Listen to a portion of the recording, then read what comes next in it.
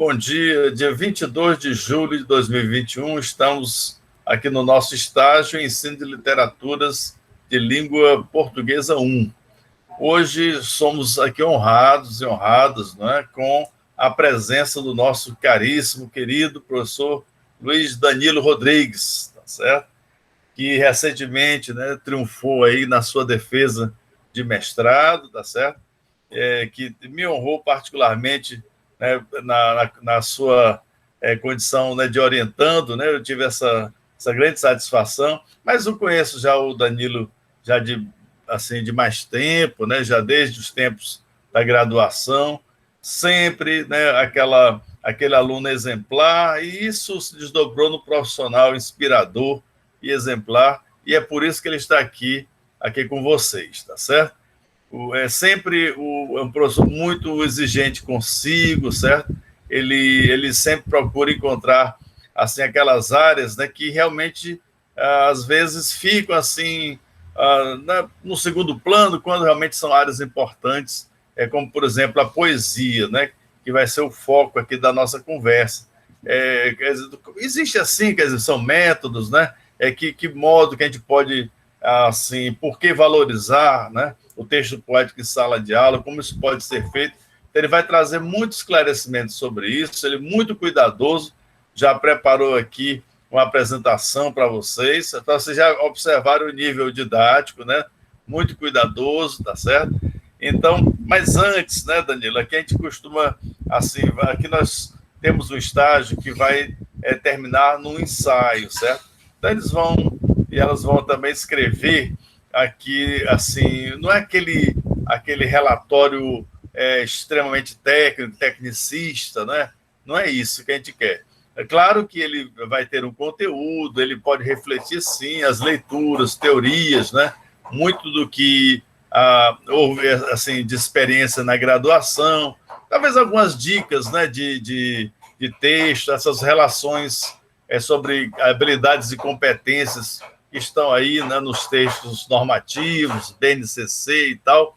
Então, tudo bem, isso se reflete, sim, mas esse ensaio, acho que ele vai colocar em destaque, né, o aspecto humano, a vivência, não é? E trazer como cada abordagem, né, que aqui vai sendo colocada em reflexão, coloca, por exemplo, a figura de quem está aprendendo, como é que é o lugar de quem está aprendendo na sala de aula, não é? E qual é o lugar do texto literário também nessa realidade interdiscursiva, não é? Nessa grande enunciação da sala de aula. Mas aí a coisa começa antes, exatamente porque nós queremos uma perspectiva humanística, certo? Aqui nós não estamos trabalhando ninguém para coisas mecânicas, né? Não, nós vamos atender pessoas, vamos formar cidadania, não é? E isso requer, assim, uma reflexão muito profunda sobre o sentido da nossa escolha profissional, certo? E quem realmente não estiver aqui, assim, com aquela ideia de que, não, eu vou trabalhar, né, para melhorar a humanidade, se isso não estiver lá na grande meta, né, no grande foco, fica difícil, né? Até porque o magistério ele não retribui, assim, do ponto de vista dos valores lamentáveis, inclusive, da nossa sociedade, né, materialmente, né? Às vezes até o reconhecimento social não é proporcional ao esforço que é dado. Então, certamente haverá uma força maior, né? Essa que é a paixão da gente pela profissão, essa vontade, né, de fazer a humanidade sempre mais interessante a cada geração, não é? E isso realmente nos move, tá? Então, nessa perspectiva, né, de que a literatura, por exemplo, tem o seu papel, né, que não pode, como dizia o grande, né, Antônio Cândido, né, é incompressível, né? Não dá para você apertar a literatura e dizer, não, vamos botar um pouquinho. Não, ela ou é o patrimônio, né, que vem de geração em geração, certo? No sentido de sensibilizar, no sentido de trazer realmente as paixões, né? Trazer os valores e tal, numa forma ficcional e poética e teatral, etc., né? Então, isso não pode ser negociado, né? Um pouco menos de cultura, não existe uma história de um pouco menos de cultura, não é? Então, enfim, temos essa responsabilidade formal, não é? Isso vem de muito longe, né? Aí a pergunta, assim, entrando um pouco na intimidade, né, como a gente costuma fazer aqui, em quem vem participar, certo? É que a gente sabe que assim, essa vocação pelas letras, né, que a gente chama vocação assim, guardadas as devidas proporções, porque cada um pode interpretar essa ideia, não é? Então, mas esse caminho, né, esse percurso para o curso de letras certamente tem um passado, né? Então, sobre um pouco disso, né? E às vezes ali onde aparece o interesse, por exemplo, pela literatura, né? Ou o que atraía, por exemplo, nesse campo, né? Ou às vezes até a chegada aleatória, a pessoa às vezes dá um tropeção e cai dentro do curso de letras, né? Então existem aquelas entradas acidentais, né, que às vezes se transformam e se revelam de uma forma curiosa, não é? E aí, Danilo, nesse passado aí, quer dizer, bem antes, né, da entrada no curso de letras, assim, não sei se na escola, né, no ambiente de casa, às vezes amizades e tal, né, o que assim, de alguma maneira, já antecipava isso ou não? Foi uma decisão, aquelas dos 18 anos, né, a pessoa, não, vai ter que ser. Como é que foi o seu percurso até chegar, né, à decisão para entrar no curso de letras?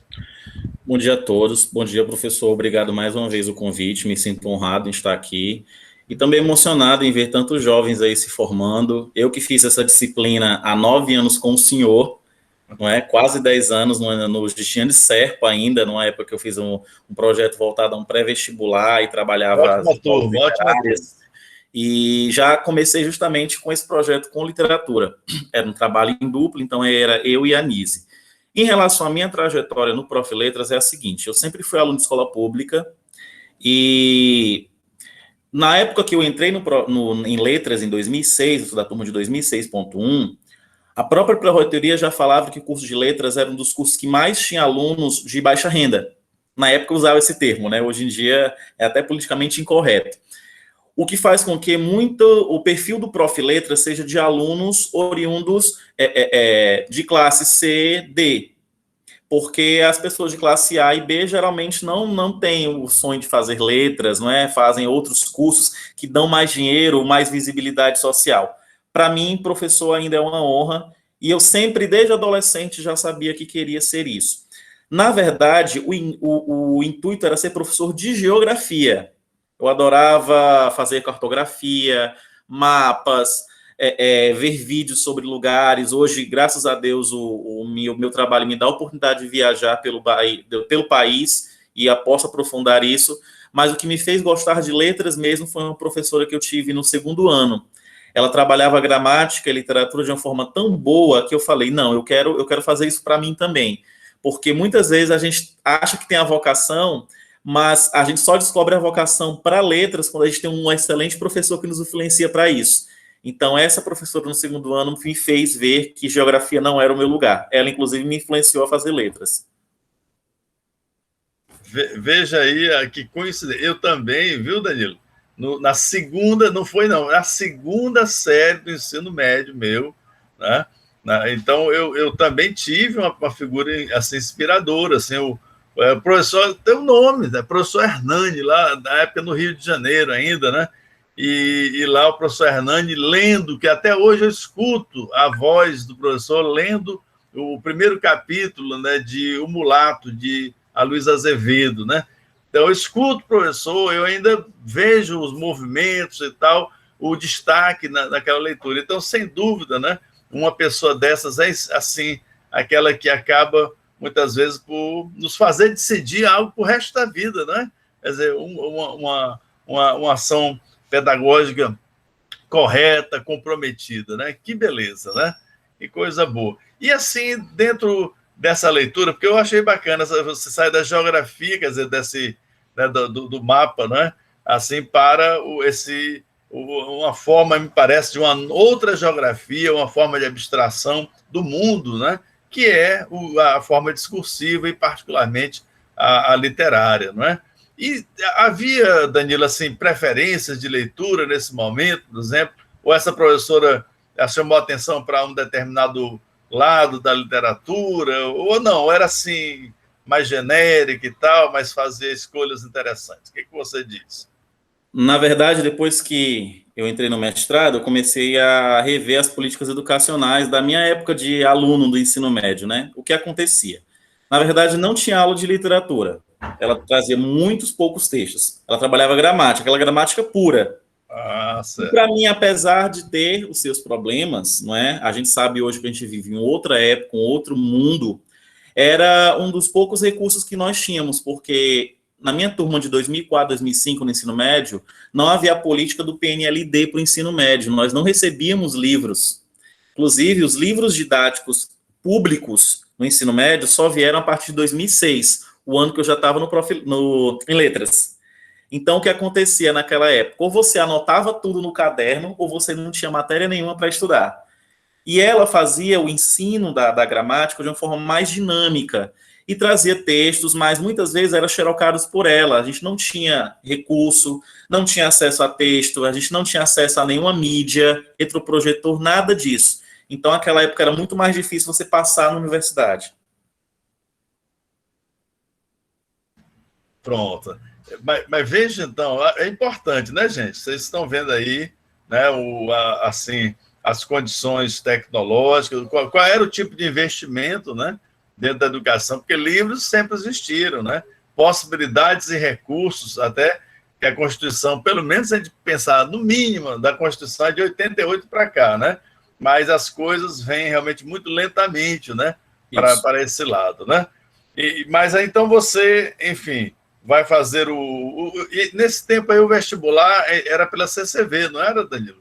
CCV, existiam 10 obras literárias, mais uma vez, outro obstáculo para a gente na escola pública, nós não tínhamos acesso a esses livros. E ou você pegava resumos, né, de grandes vestibulares aí que você tinha acesso, ou então você comprava o livro com muito esforço.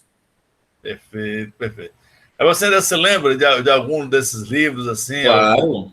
Né? Aves de Arrebação, do Antônio Salles. Rapaz, ainda ontem eu estava falando com a Nádia sobre o Aves de Arrebação, né? Isso. Isso. O da Ana Miranda também, que eu esqueci o nome, que é uma adaptação do Gonçalves Dias. É do Dias e Dias, né? Dias e Dias, Isso. Que bacana, né? Mas aí, ao mesmo tempo, a gente vê, né? Quer dizer, hoje, assim, já a escola tem livros, quer dizer, já vai mudando, né, bastante isso, né? E até, né, Danilo, assim, algumas acabam formando grupos, né? Assim, se especializam para o ingresso, né, no curso superior, né? Isso. Bom, vou citar aqui uma porque eu sei que eu conheço mais de pertinho, ali o Adalto, né?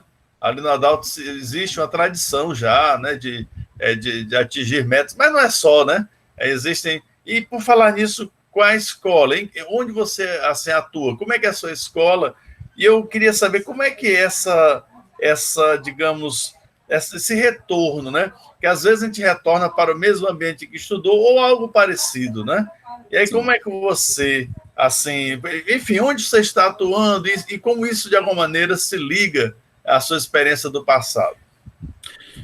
Professor, eu costumo dizer que estou confundindo prof. Letras, gente, desculpa, é porque ainda está muito na mente. Muito recente. No curso de letras, na graduação, eu costumo dizer que tem 3 tipos de alunos. O aluno que é só dedicado à pesquisa acadêmica, eu não fui. O aluno que está fazendo letras, mas ele não quer atuar na área, ou ele quer fazer um concurso, ou ele quer ser um poeta, ele quer ter algum tipo de vida com a arte, mas ele não quer dar aula. E o aluno de letras que precisa sobreviver e dar aula. Eu sempre, desde o primeiro semestre, já atuava na escola, ou com trabalhos voluntários, ou com projetos pré-vestibulares, mas sempre trabalhei, desde o primeiro semestre de letras.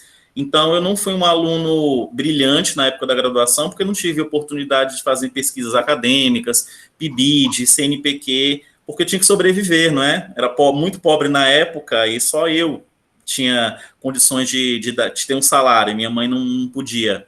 Então, a escola surgiu a partir do concurso de 2013. Depois desses anos, com a experiência de escola particular, fiz o concurso, passei. E em 2014, estou no estado desde então, e com certeza a realidade você volta um pouco ao seu passado, só que acredito que hoje os desafios são muito maiores, a tecnologia, ao mesmo tempo que trouxe o aluno um conhecimento, informação maior, ela distanciou o aluno do professor e da escola. Esse é o nosso grande desafio. Na minha época não tinha celular, mas na verdade não tínhamos nem telefone, era muito caro, a internet era discada, e não quero dizer aqui a minha idade, né? Eu tenho 33 anos, mas quem tem há 15 anos, 20 anos uma formação, percebe que é completamente diferente hoje. E qual é a escola, Danilo? Qual é a escola? Onde ela fica? É uma escola chamada Caíque Raimundo Gomes de Carvalho, ela fica no Henrique Jorge. Na verdade, ele é do Altran Nunes, mas estamos em um prédio adaptado. Estou lá há 8 anos, quase. Ela é médio ou médio e aquela fundamental e médio? Como é que ela... É um CAIC, então o princípio seria educação infantil ou ensino médio. Só que devido às leis, né, a prefeitura agora é obrigatória ter o ensino infantil fundamental, nós ainda temos turmas de 6º à 3ª série do ensino médio. Eu atuo tanto no fundamental como no médio, tenho turmas. Interessante. Bom, então, ainda existe, né? Quer dizer, interessante, a lei tentou... É difícil, viu, isso, né? Quer dizer, essa separação é algo complicado, né? Questão física também da escola, de administração e tal, e realmente é uma divisão que, enfim, na prática, ela tem que ter certas, certas fronteiras esmaecidas, né? Bom, por outro lado, eu acho que deve ser interessante a garotada, né? Que fez ali o fundamental, aí passa para o médio, né? Aí muda de status, aí vira grande, né? Quer dizer, eu acho que deve ser curioso. No mesmo ambiente, praticamente, deve ser muito bom também. E muito, muito, muito bacana, né? Então, a gente viu aí, gente, pela própria CCV, né? Que a opção do Danilo foi pela UFC, e você terminou o curso inteiro na UFC, não é, Danilo? Isso. Bom, eu pude testemunhar. Essa eu vi, né? Essa eu vi. Mas diga lá. Diga, professor, então, a pergunta? Não, aí muito bem. E dentro do curso de letras, né? Olha, eu me identifico muito com o seu perfil, viu? Então, por exemplo, também eu sou essa terceira figura aí, viu? Teve que trabalhar. Eu inclusive saí da UFC para a UES porque eu tinha que liberar o meu dia para trabalhar, né? E à noite, né? Eu estudava na UES, então não tinha curso noturno na UFC, lá fui eu para a UES e tal, muito bom também. Professores, inclusive, eram praticamente os mesmos, né? E não havia muito problema, né? Eu tinha um desafio maior, professor. Eu sou também da área de inglês. Além do trabalho, eu fiz letras português e inglês, era dupla habilitação, acredito que ainda é no diurno, e existia uma quantidade muito grande de leitura. Tanto é que tive que atrasar a minha formação durante 1 ano e meio, mas depois de repensar se eu queria ou não terminar inglês, terminei. Já atuei na área, já fui professor da UIS de alguns anos, só que foi em língua portuguesa que eu me encontrei. Embora eu em inglês já dei aula, poderia dar novamente aula no futuro, é em português que eu me encontro. Tanto é que eu fiz para o concurso justamente isso. Para essa área. Mas você não retornou, não, como formado, não. Você fechou inglês. Fechei tudo, inglês, literatura, tudo. Não, porque às vezes alguns fazem assim, fecham aí retornam, né? Para fazer uma segunda. Eu fiz uma vez só. Uma habilitação complexa logo de uma vez, né? Muito bacana, né? Muito bom, Danilo, muito bom. Aí depois vem a pós-graduação, né? Então nós temos aí, agora você pode falar à vontade, né, do Prof. Letras, né? A pergunta é assim, claro, né? Pela sua, assim, ele diz assim, não fui um aluno das bolsas e tal, mas reparem bem, gente, né? Não é bem assim, de fato, né? Ele estava levando o curso de uma forma extremamente dedicada, quer dizer, preocupado com o trabalho, e aí acontece uma coisa, Danilo, que eu acho que você e eu também tive nessa época, eu também, assim, entrei no curso e já estava dando aula, viu? Era assim, né? Professor de cursinho, eu já tinha minhas caricaturas de professor, que na época o GeoStudio fazia, em parede eu ainda era aluno, mas estava lá, sabe? Então, quer dizer, a gente entra um pouco nisso, né? Em aulas, às vezes, demandadas pelo tal do mercado e tudo mais, né? A gente vai, enfim, vai para a luta. Eu levei menino meu, né? Eu fui pai muito cedo, né? Pai de... Né? Eu tenho eu sou pai de 3, né? Então, aí eu levava minha filha no canguru, rapaz. Lá na UES, era eu andando no canguru, porque às vezes não ninguém cuidar, te revezava, e era filho do canguru, enfim, né? Na luta. Mas aí onde está a questão? A gente aprende. Com certeza. É uma vivência em que a gente tem aquela teoria dada ali na sala, né, de aula da gente, né? Ali da literatura, da linguística e tal, e quando a gente imediatamente já está vendo como é que isso está funcionando na prática. Então, gente, é uma pesquisa também, né? Realmente é uma articulação imediata, né, do potencial, né, da universidade, né? E, assim, particularmente, Danilo, dentro da literatura, assim, na graduação, para a gente se despedir da graduação e partir para essa ânsia, por que o Profiletos, né? Por que fazer a pós, né? E, assim, você acha que houve no curso de letras assim, alguma ênfase em relação à literatura? Como é que você conviu? Você mostrou aí o inglês, que havia, né, um interesse muito interessante, né?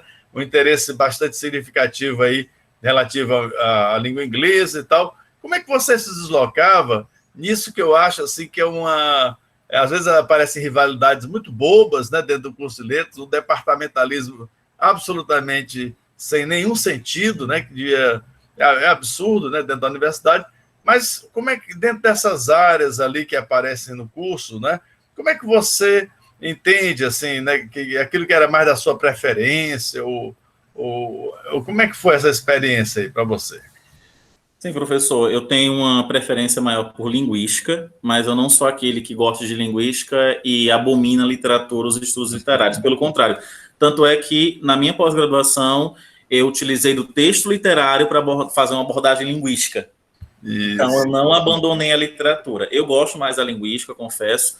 Alguns alunos acham mais complexo e vão para outras áreas, mas o que mais o que eu mais gostava na graduação era a literatura brasileira e a linguística. Literatura portuguesa não era minha praia, digamos assim. Respeito, acredito que tem grandes autores, o senhor, inclusive, foi meu professor, não é?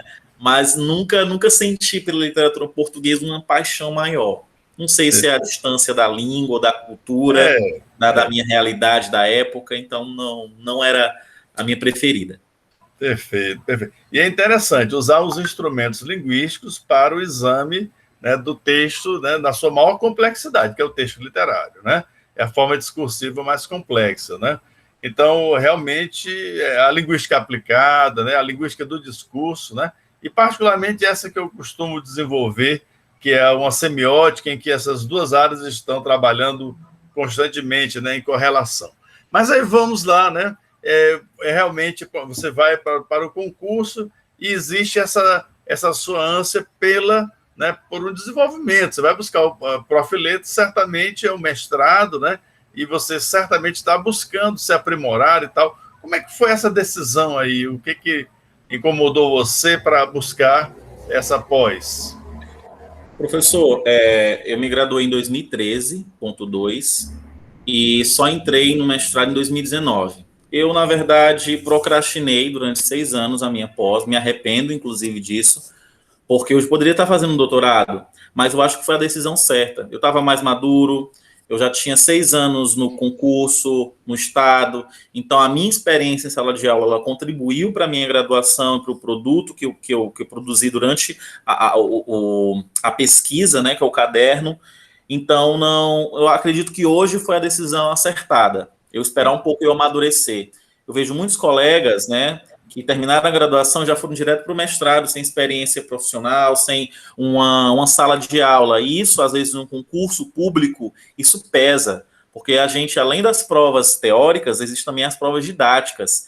Isso. Quantos grandes profissionais da linguística que terminaram na UFC foram reprovados na prova didática porque não tinham experiência de sala de aula, não é? Isso, exatamente. Então, é importante isso. E o Profiletras, ele surgiu porque uma colega minha, Lorena, da turma 5, ela fez parte do Profiletras, achei interessante o projeto, é destinado a professores da rede pública, municipal e estadual, é o pré-requisito principal, você ser professor concursado dessas duas redes, e achei, então, uma grande oportunidade.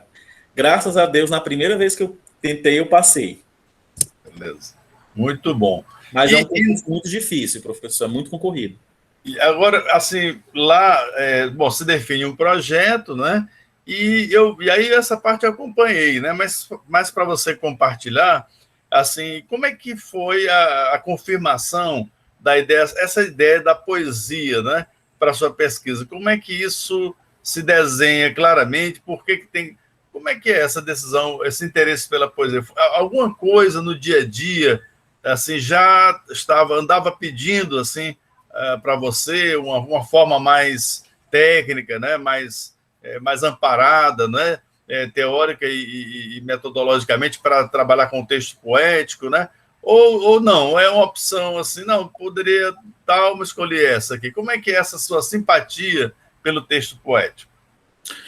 Na verdade, sempre gostei, letras de música, eu sempre trago quando possível em sala de aula, cordéis, trabalhei muito, trazendo os folhetos, às vezes na nossa escola existem mostras de folhetos, nós trazemos os alunos, eles a amam, e a poesia sempre também foi uma das grandes paixões que eu tive. No ensino fundamental é muito comum poemas de Cecília Meirelles, Vinícius de Moraes, Carlos Drummond. Só que a minha escolha, ela também se deveu por uma questão metodológica. Não tinha tantos trabalhos na área do Profiletras com gênero literário. E nós temos que dar relevância às nossas pesquisas com algo novo. Não adianta eu trazer crônica, conto ou romance, porque já existem muitos trabalhos relacionados a isso. Ou eu trago esses gêneros e trago uma abordagem nova, ou então eu vou em busca de um novo gênero. E eu percebi essa carência do gênero poético nas pesquisas do Profiletras. Entendi. E aí, uni o útil ao agradável. Eu gosto, né, de ler e trouxe, então, para a minha pesquisa, algo relevante. Muito interessante. Realmente a falta, assim, o texto poético é o mais complexo. A gente sente, né, assim, a garotada, como diz, né, na leitura da poesia sempre pena mais, né, claro. Eu gosto muito de lembrar também quando nós temos uma língua estrangeira, que a gente vai ler um texto poético em língua estrangeira, que a gente está aprendendo também a dureza, né, porque vem ali um universo metafórico, né, vem determinados cálculos que não são da linguagem do cotidiano, obviamente. Então, ora, muito bem, né? Eu acho que a gente pode agora, né, Danilo, dar uma olhadinha como é que você preparou cuidadosamente. Eu agradeço rapidinho, não vou demorar muito não, para não ficar muito enfadonho para vocês. Eu agradeço imensamente aí a preparação, o seu cuidado, né? Você é sempre uma pessoa muito... O Danilo é assim, gente, ele primeiramente, só assume alguma coisa se realmente ele não posso fazer, aí ele faz, ele é aquela pessoa que diz, não posso, professor, não dá certo, eu vou, né? Então eu acho muito bonito da parte dele, né? Ele tem é um dom que ele tem que eu não tenho. Eu tenho talvez o maior defeito da minha vida é a minha dificuldade de dizer não, tá certo? Portanto, eu sou um péssimo administrador, né? Diz que os ótimos administradores são aqueles que administram o não, né? Então, aí o Danilo preparou. Agora está aí, quando ele vem para realmente, né, resolver a parada, né? Então ele trouxe aqui, gente, um trabalho muito bonito, muito interessante, que vai acrescentar, com certeza, daí, inclusive, eu já tenho compartilhado para vocês pensarem, né, sobre formas de abordagem do texto poético, né? Então vamos lá, gente, vamos aprender. Por favor, Danilo, é com você. Poxa, professor, mais uma vez, obrigado aos elogios. Eu me sinto mais uma vez honrado. Tá todo mundo vendo o slide aí? Tá sim. Sim. Então, gente, seguinte, primeiramente eu queria fazer uma apresentação não muito engessada, né? Se vocês quiserem perguntar, se quiserem participar também, fiquem à vontade, até porque tem uma atividade como exemplo do meu caderno, que eu gostaria depois de pedir a algum aluno para ler. Então, Danilo, a Letícia está dizendo aqui que foi sua aluna. Olha aí que legal. Letícia Ramalho. Letícia, conheço. Oi, professor, tudo bom? Esse momento tem que, gente, para tudo. Velho, professor. Do São Raimundo aí, se formando, lembro, sim. Tia Francisca Rilha. Isso. Foi a primeira escola que eu trabalhei, em 2009 ainda. Era no ensino fundamental, não era? Com certeza, o Araturi, não era? Isso, Araturi, pronto. Meu Deus, professor. Mas vamos lá, então. Beleza, beleza. Opa, vamos em frente, então. Pronto, todo mundo vendo, então, né, professor? Sim? Sim. Professor? Pronto, vamos lá, então. Essa apresentação, gente, que eu estou fazendo aqui, ela para falar um pouco da leitura literária sobre os motes da BNCC, que é a Base Nacional Comum Curricular. Durante a pesquisa no mestrado, esse foi um dos temas que eu trabalhei, sob a orientação do professor Leite Júnior, a qual mais uma vez agradeço. Então, é o seguinte, a BNCC, ela foi homologada em 2017 e é basicamente um documento como uma base para os currículos dos outros estados. Ela não fala, por exemplo, que assuntos devem ser abordados, mas como esses assuntos de cada matéria devem ser abordados pelo professor. E, atualmente, os manuais didáticos que utilizamos em sala seguem essas orientações desde 2019, através de um programa chamado PNLD, que é o Programa Nacional do Livro Didático. Todos os livros que vocês utilizarem em sala de aula, tanto no estágio ou quanto num concurso depois, numa escola, eles têm que ter o aval do PNLD, que faz parte do Ministério da Educação. Na escola em que eu trabalho, a obra que utilizamos é a Singular e Plural, Leitura, Produção e Estudos de Linguagem, de Marisa Baltazar e Shirley Goulart, pertence à Editora Moderna. Essa coleção vai do 6º ao 9º ano. Outra coisa também da BNCC, além do PNLD que eu falei para vocês, é que as nossas aulas geralmente são vinculadas aos temas contemporâneos transversais.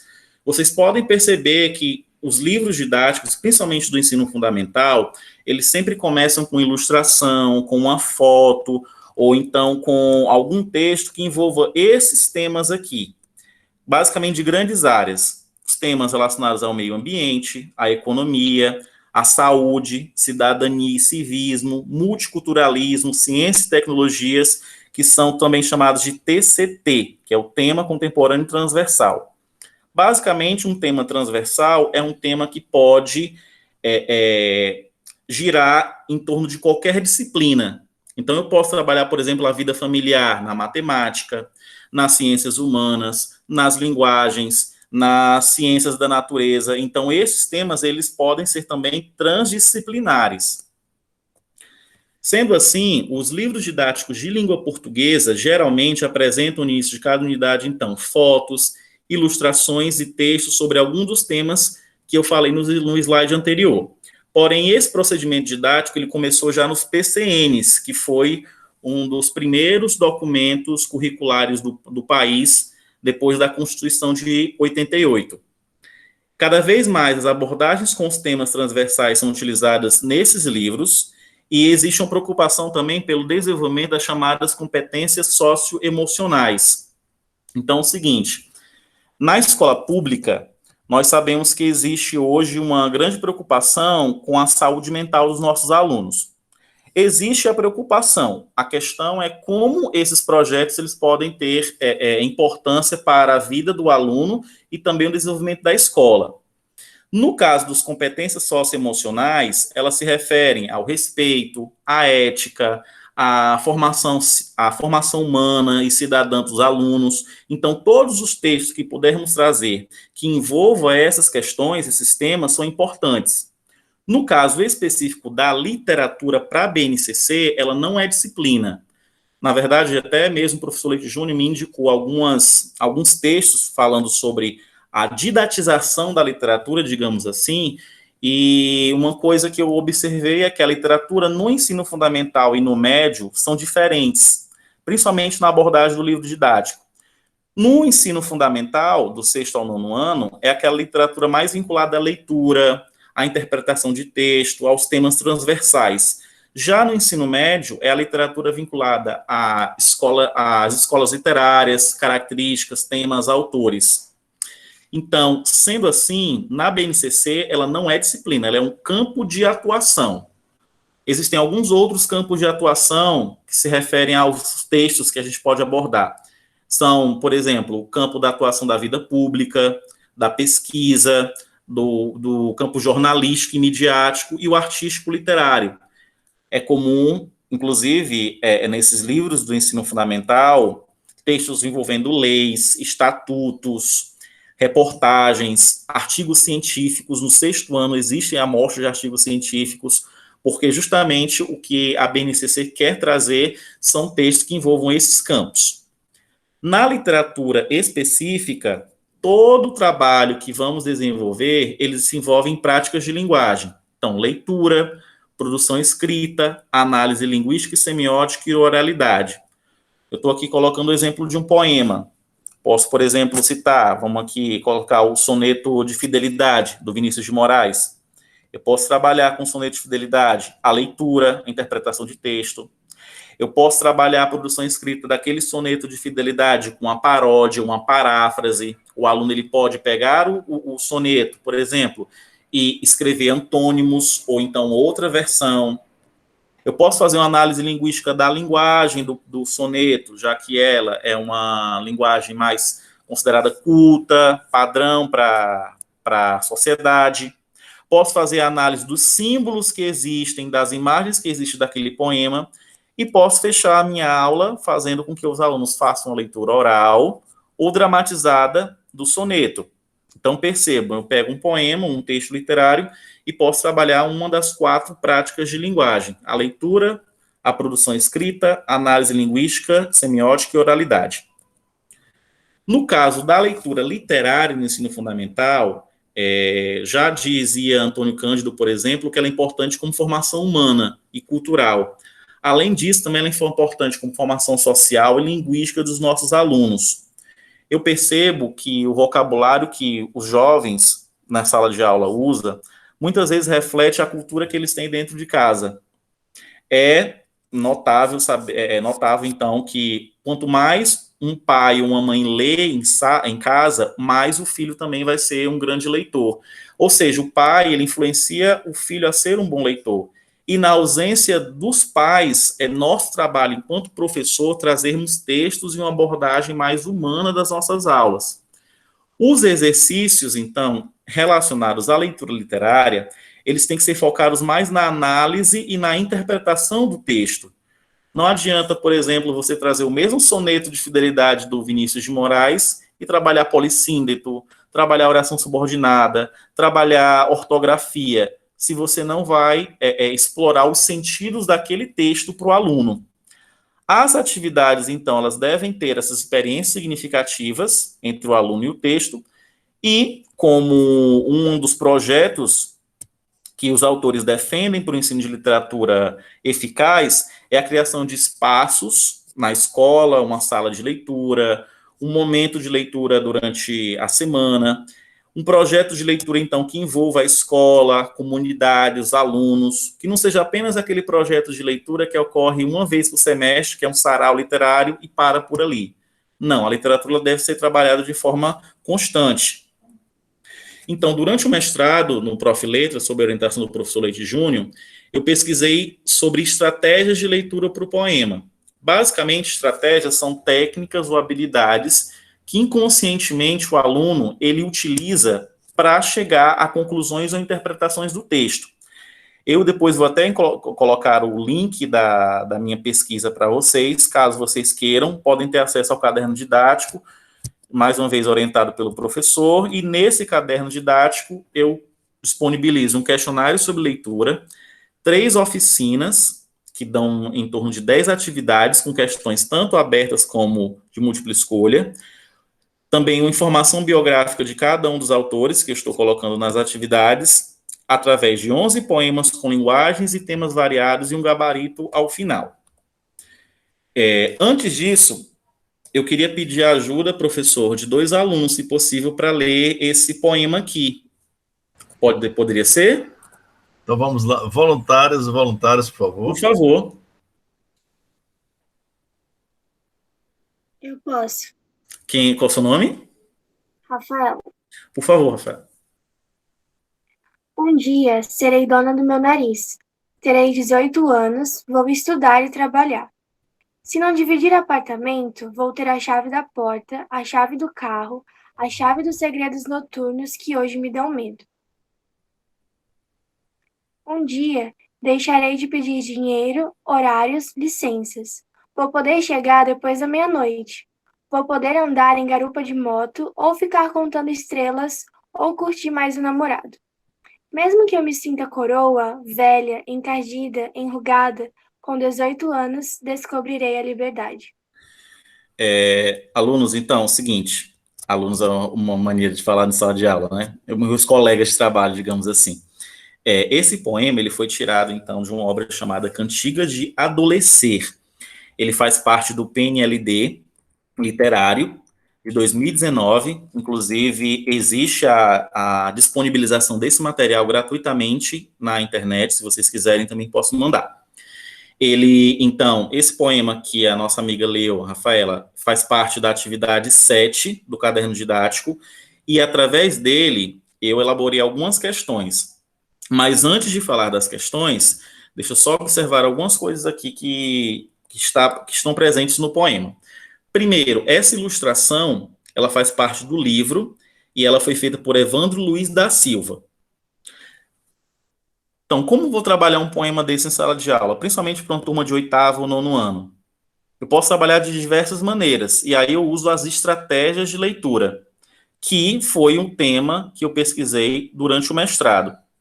A primeira estratégia que podemos utilizar é não entregar ao aluno o texto. Coloca-se o título no quadro, e aí eu faço uma estratégia chamada de predição, que é fazer com que o aluno formule hipóteses, ele possa chegar a conclusões através de pistas que eu posso dar do texto.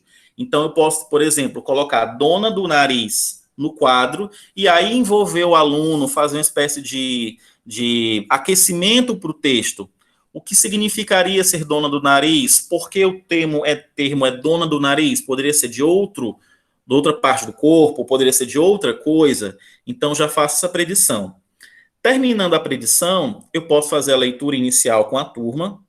O recomendável é fazer com que o aluno leia primeiro em silêncio o texto, ele possa já ir se acostumando com as palavras, com os temas. Isso não é só poema, não. Pode ser qualquer texto literário. Primeiro se entrega ao aluno o texto e deixa que ele faça a leitura silenciosa. Ele precisa primeiro entender o texto que vai ler. Em seguida, se pode trabalhar a oralidade, através da leitura coletiva, ou dividir a sala em meninos e meninas, ou trio, enfim, fica a critério de vocês. Outra estratégia é a conexão. Leio o texto e posso perceber que é um texto que fala sobre a adolescência, sobre a questão de querer liberdade, de não concordar com os pais, ou a forma que os pais tratam, no caso aqui, a adolescente, não é? E eu posso fazer uma conexão, que seria a estratégia que envolve o texto e a vida do aluno. Questões que façam com que eles tenham uma espécie de referência com a vida do texto e a vida deles. É comum esse tipo de adolescente? Por que esses adolescentes são assim? Ele é esse tipo de adolescente? Ele conhece esses adolescentes na vida? O que essa menina deveria fazer? Por que ela pensa dessa forma? Então, eu estou fazendo uma conexão entre o texto e a vida do aluno. Isso é muito importante, porque faz com que o aluno ele se envolva mais com o texto. Você ganha o aluno quando você traz o texto para a cultura e vida dele. Outra estratégia, terceira, a inferenciação. Por exemplo, eu posso aqui inferir, concluir que o texto faz referência a uma jovem, do sexo feminino. Eu posso perceber que esse texto tem alguns símbolos, entre eles a chave.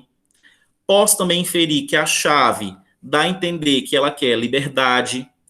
Posso utilizar a ilustração e perceber que as asas, mais uma vez, são símbolos que envolvem a liberdade que ela quer.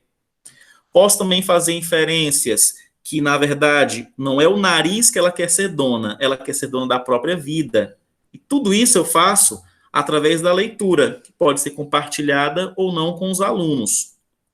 A última estratégia das que eu utilizei na pesquisa é o questionamento, que seria as questões mais normais que nós temos, né? Desde a época aí que eu já fazia no ensino fundamental, que é o que você entende do texto? Qual é a sua opinião sobre o texto? Você acha que a adolescente ela está agindo de forma certa? Você faria a mesma coisa que ela? Como você se sente em relação a ser adolescente? Quais são os desafios para você enquanto adolescente?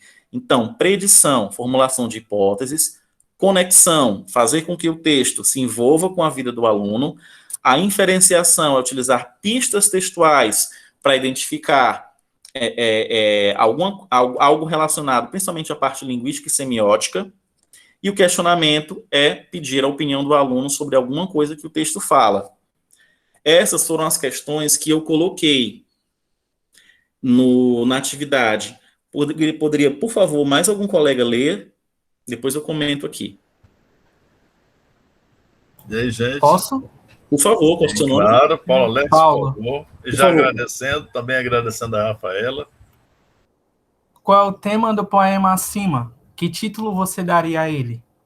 O eu lírico é masculino ou feminino? Qual a idade dessa pessoa?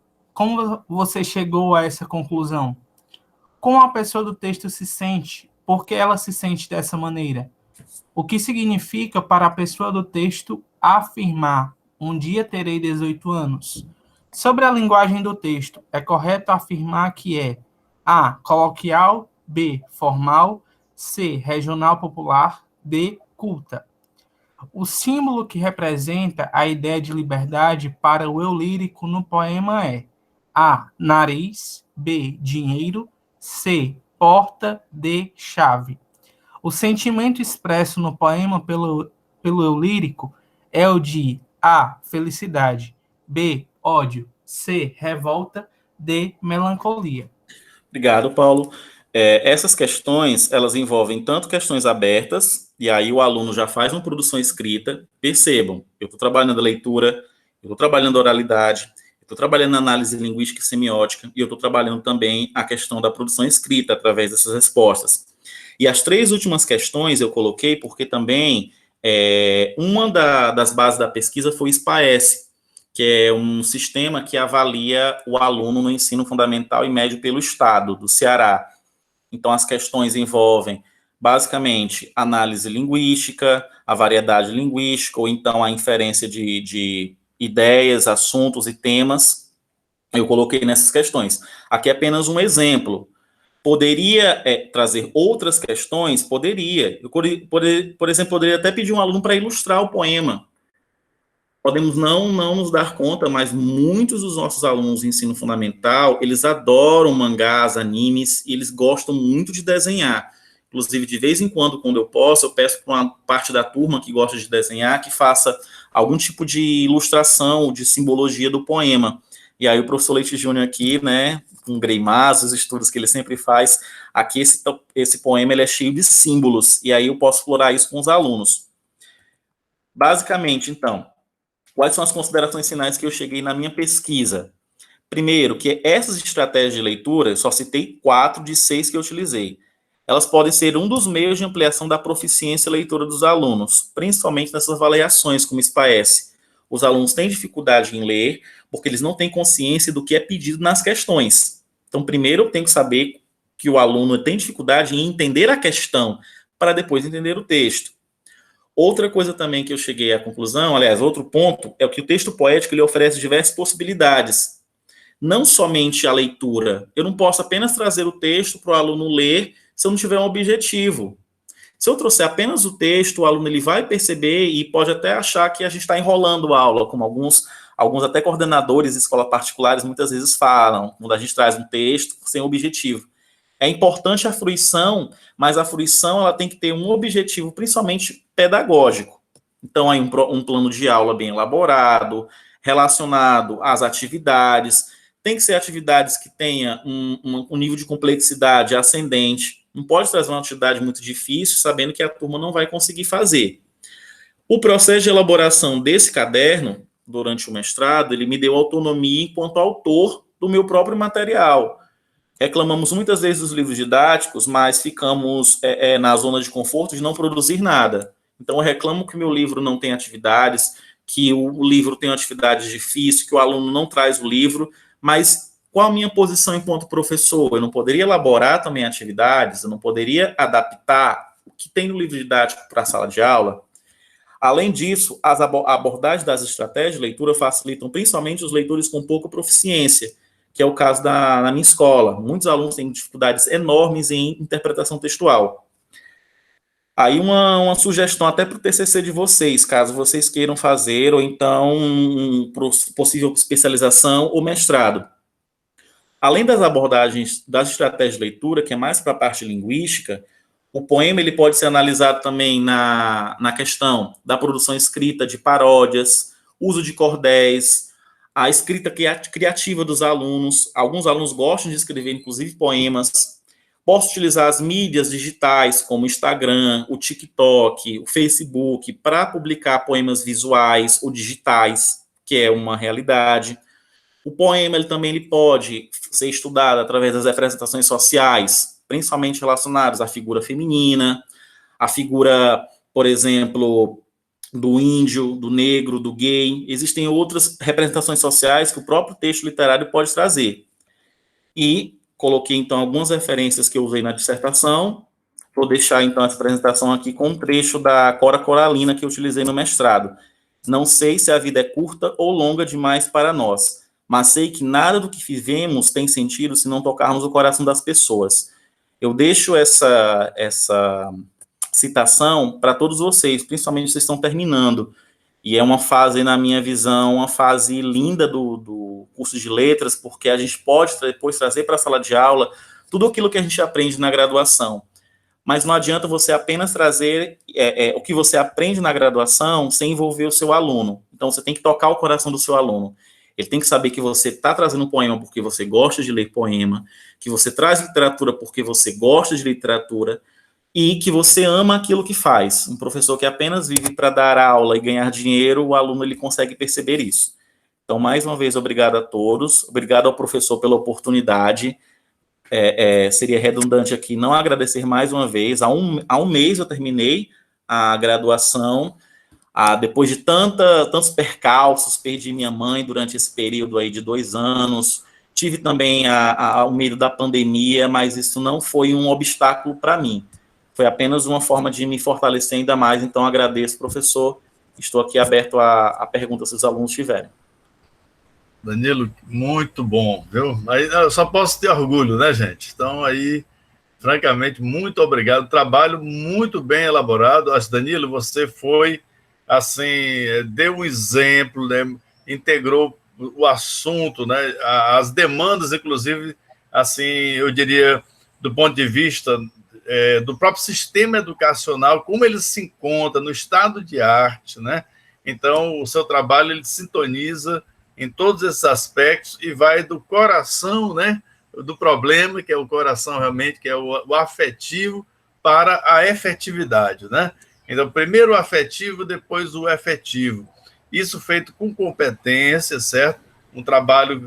Gente, ninguém chega aí sem planejar, sem se interessar, sem se envolver. Porque a gente tem que observar como é que transita esses documentos, né? Como é que essa teoria realmente faz sentido naquele uso particular, na nossa prática, no dia a dia, certo? Então, isso são decisões absolutamente pessoais, né? Quer dizer, nós ali temos que estabelecer as triagens, né? As dosagens, as proporções, né? E eu acho muito bacana quando o Danilo ele nos mostra, né? Assim, já um repúdio àquela ideia, né, gente, de um mercenarismo, né? Que muitas vezes ataca, tá? Eu diria que, sim, de alguma maneira aparece, sim, na nossa profissão, mas ele, às vezes, tem outras formas, né, de capital, que é o capital de uma certa vaidade, coisas desse tipo, que são coisas absolutamente dispensáveis, né? Mas eles tocam tantas profissões, gente, né? Aí que vão sendo contaminadas, né, por esses baixos valores, mas eu acho que ele disse tudo. Quem está aprendendo é sempre um enunciatário, sim. Enunciatário significa participante, e todo enunciatário, gente, julga. É um sancionador, tá certo? Então, ele sempre vai avaliar moralmente também, né, quem está ali, né, assumindo, tá, gente, esse papel social tão importante, assumindo o magistério, né? Então, eu queria passar para a turma, tá? que nos brindou aí com leituras, né? Aqui o Renato... Agradeço mais uma vez ao Paulo e a Rafaela também, a outra da turma, Paulo Letícia Alex, Malho aqui. Rafaela, né? Então, temos aqui até bacana esse encontro, reencontro aqui da aluna com o professor, né? E certamente vocês têm perguntas, tá? Então, eu gostaria, o professor preparou o material didático e tal. Alguma pergunta a respeito assim, dessa abordagem, alguma reflexão, gente? Pode ser oralmente, né? Ou então também no bate-papo aqui, tá certo?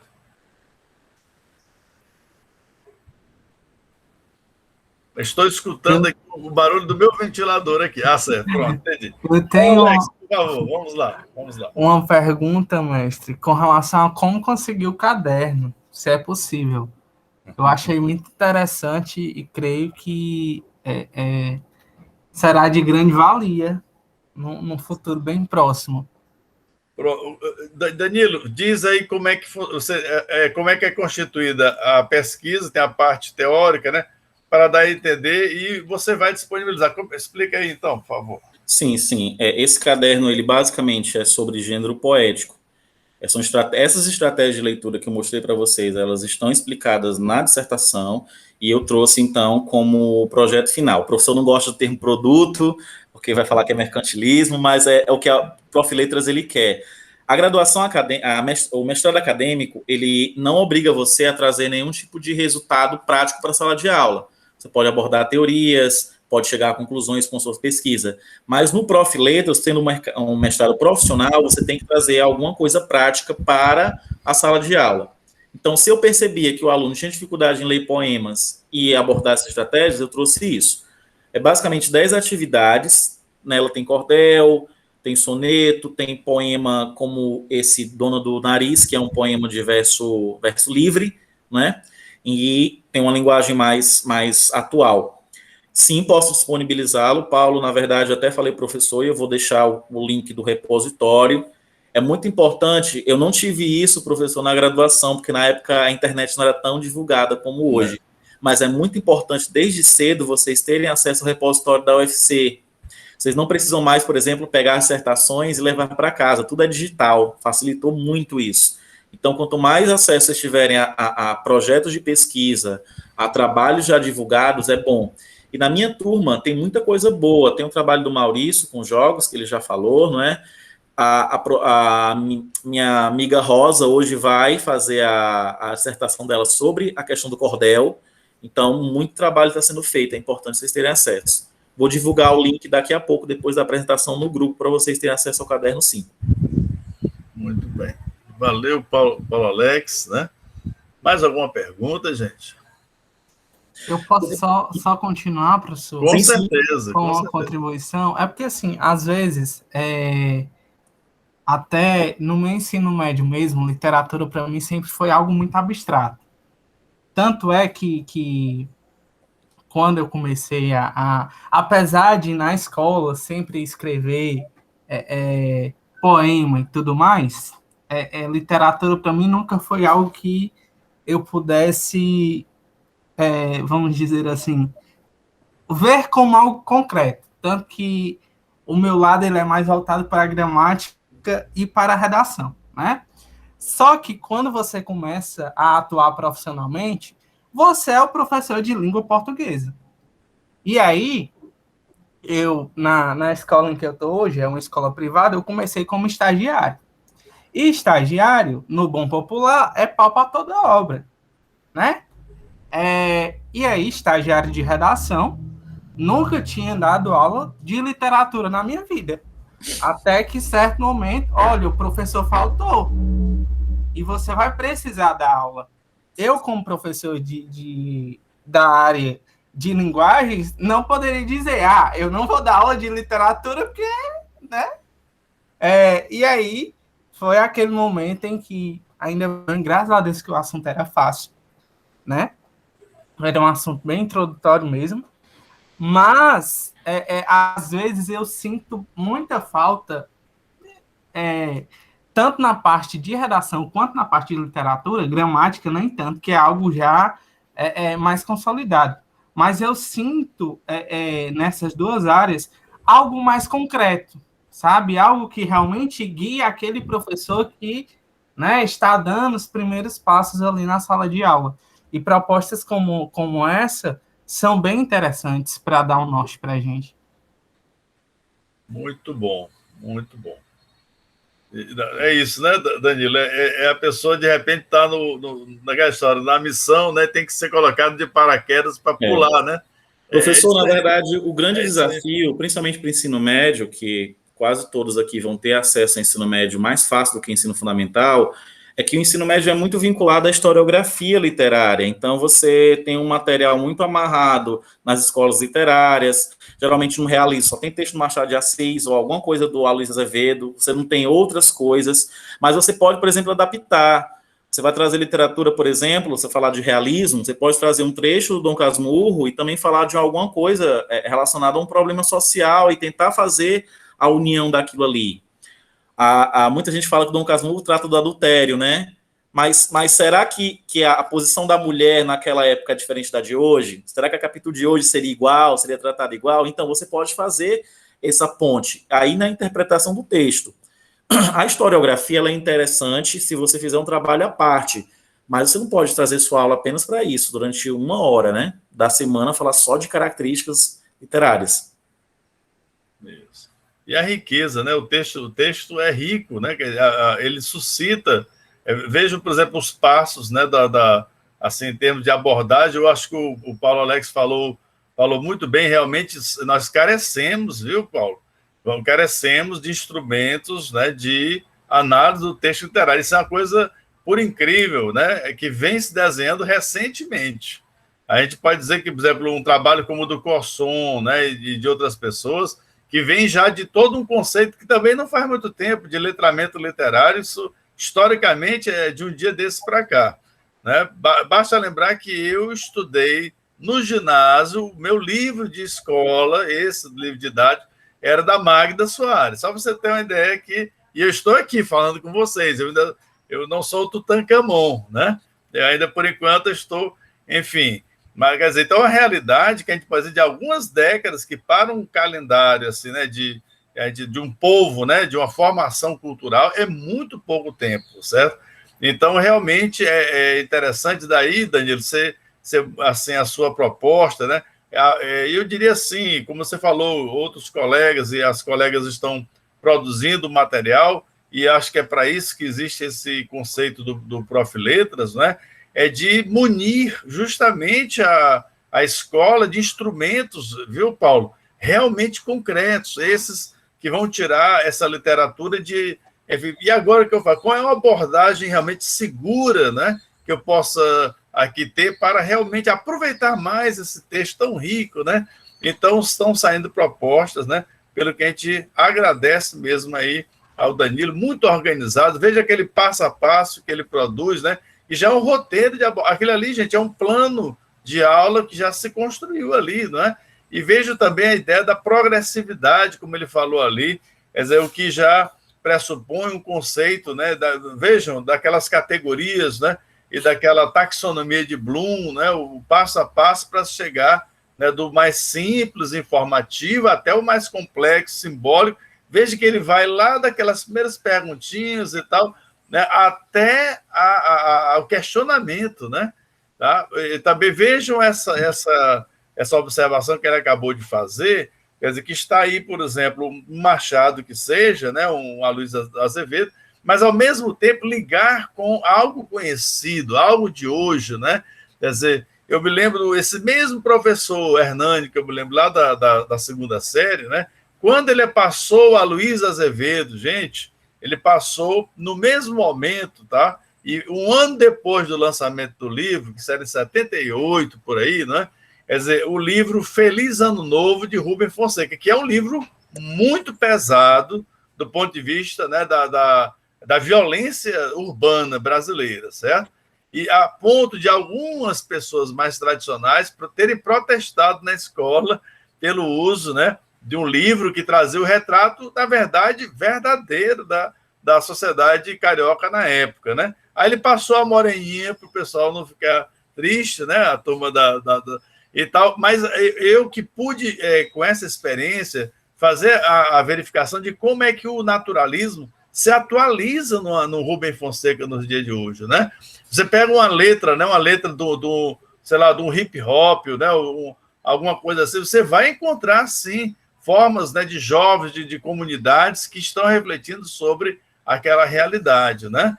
Então, eu acho que é isso. Veja que o Danilo está propondo são ligações para que as pessoas se liguem, porque não ligar, gente, é se alienar, é ter visões muito restritas, né? Restrita das coisas, né? Com licença, professor, só complementando, é que a gente esquece, né? Mas hoje já vários estudiosos defendem que o professor não é mais a figura central na sala de aula. É o aluno, não é o texto, não é o professor, é o aluno. Muitos não gostam disso porque acham que depende do aluno, se o aluno for bom, a aula vai ser boa. Não, gente, é o aluno. Então, a gente não pode mais tapar os olhos para a realidade dos nossos alunos. Muitos alunos nossos gostam de funk, então por que eu não posso trazer uma letra e trazer depois um funk com Chico Buarque, com Djavan? Essa liberdade que a gente ainda tem na escola pública. O Paulo talvez não tenha, porque na escola particular eu já fui professor, sei que é tudo amarrado ao livro didático, até porque os pais pagam aquele livro. Mas na escola pública, vocês tendo acesso ao estágio, com certeza vocês têm a liberdade de poder ser professor de fato. Não apenas uma pessoa que está dando aula, mas uma pessoa que está ensinando para a vida, né? Eu fiz a questão de deixar no bate-papo aqui, ó, a frase que está nas páginas do clássico, A Escola Secundária Moderna, de Lauro de Oliveira Lima, cearense, um grande pedagogo que faria 100 anos, neste exato ano que nós estamos aqui. De vez em quando eu falo dele aqui, foi o nosso maior piagetiano, né? E está por detrás de construtivismo, e tudo isso que a gente tem hoje, que fez uma grande revolução educacional, né? E ao lado de por exemplo, eu diria assim, dentro de um contexto em que Paulo Freire também faz, né? Isso, né? Das perspectivas, né? E ele diz que o professor não ensina, ajuda o aluno a aprender. Então vejam, gente, né? Que é isso, né? O nosso papel é o papel que lembra muito a de quem está, digamos, diante de um time, né? Como o técnico de futebol não vai para o campo, quem vai para o campo é quem está jogando, e quem está jogando? As nossas alunas e os nossos alunos. Então, nós temos que preparar, né, exatamente o jogo, tecnicamente, para que ele seja jogado. Agora, nós não podemos tomar a frente do time, não dá, né? Isso não faz sentido há muito tempo, né? E é muito bem lembrado. Mas, gente, não podemos também explorar, né, o nosso professor Danilo, tá certo? Né? Tanto assim, eu sei que também a nossa tecnologia inibe um pouquinho o tempo de a gente estar mais à vontade, né? Todo mundo aqui, às vezes, vai segurando lá o seu celular e tal, a gente entende que tudo se faz aqui com um certo sacrifício, né? Então, eu acredito que, enfim, né? Ele vai compartilhar o link, eu passo do nosso repositório, é um convite também a que vocês tenham essa prática que ele recomenda, né? De consultar, né, de examinar, né, de estudar esse repositório, né, que já é fruto justamente da resposta que a universidade, né, através dessas pesquisas, vai dando para a sociedade, né? Tanto se fala, não, a universidade está desligada, não, ele está ligado, está aí um exemplo, né? Pode ser que, claro, né, não esteja suficientemente, mas eu acho que esse tipo de exemplo que está sendo dado aí é insofismável, né? Então, eu agradeço aqui, portanto, esse compartilhamento, né? E, Danilo, eu só tenho a agradecer a sua participação extremamente disciplinada, organizada, né? Que vai inspirar a garotada, né? Que é a nossa garotada, né? Que para mim né? Então, nós, na verdade, são professoras e professores que estão aqui já se preparando, alguns já, inclusive, na prática, né? Tá certo? E que certamente vão ter aí, né, um parâmetro interessante para as reflexões, né, para o trabalho do dia a dia, no sentido, como eu sempre falei, da nossa grande finalidade, que é a humanização, não é? Então, é isso aí, a formação cidadã, não é? E nós estamos nesses compromissos, né? Então, só tenho mais uma vez agradecer, disponibilizei agora aqui o link da dissertação. O caderno, ele está como um apêndice, então ele está no final da dissertação, mas se vocês puderem dar uma lida, uma observada, eu me sentiria também muito agradecido, porque é importante que a gente, quando se faz um mestrado, doutorado, a gente publique esses nossos trabalhos. Eles precisam vir, principalmente ao professor. E foi em nome de vocês que eu fiz isso, porque eu não tive na minha graduação tantos exemplos assim de professores práticos. E o professor Leite Júnior não é, mais uma vez, redundante, professor, parabéns pelo projeto. Essa iniciativa das entrevistas faz com que o aluno ele esteja em completa relação com o professor, que ele poderia estar observando a aula, não é? Se tivesse aula presencial. Então, mais uma vez, parabenizar e que todos aqui se formem, passem nos concursos. Se não quiserem ser professor, não tem problema algum, o curso de letras também tem a parte acadêmica de pesquisa, e que vocês tenham um futuro brilhante. Assim como eu, há 9 anos, não sabia o que eu queria da vida, hoje, graças a Deus, agradeço tudo que eu tenho, e tudo veio através do curso de letras. Pois então, muito obrigado, palavras sábias aí, tá, Danilo? Muito obrigado pela sua presença, marcante, tá? E aqui eu vou compartilhar, já mandei lá para o grupo do WhatsApp, para eles também. Vou mandar. Se você precisar de qualquer material, ou algum aluno quiser entrar em contato para tirar alguma dúvida, estou disposto. Pois, muitíssimo obrigado. Gente, então agora eu saio aqui do modo de gravação, desejando tudo de bom para vocês, né? E até o nosso próximo encontro, né? Sempre a sala de aula vindo até nós, né? Já que nem sempre, né, nas condições atuais, nós podemos estar lá, né, participando. Mas essa inversão, né, tem sido muito positiva, muito interessante, né? Então, meus agradecimentos. Eu vou sair agora, gente, do modo de gravação. Obrigado, professor. Estou saindo também. Obrigado. Tchau, Letícia. Beijo. Eu vi a Letícia com 13 anos de idade. Não é? Tchau. Tchau, gente. Até mais. Beijo.